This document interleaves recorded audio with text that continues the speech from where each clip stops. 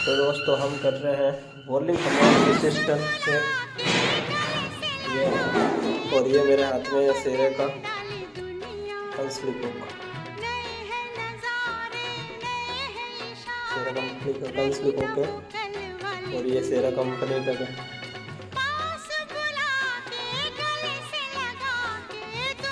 इस तरह सेट कर रहे हैं।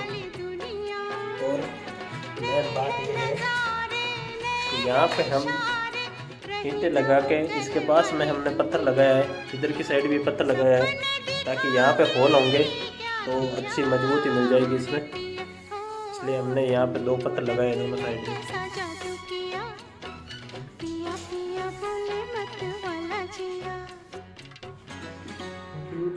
बहुत ज़्यादा जरूरी है भाई, बिना वीडियो है तो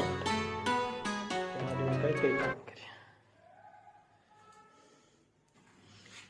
तो लोग समझ में नहीं आ लोगों वीडियो रही जस्ट पड़ जाए।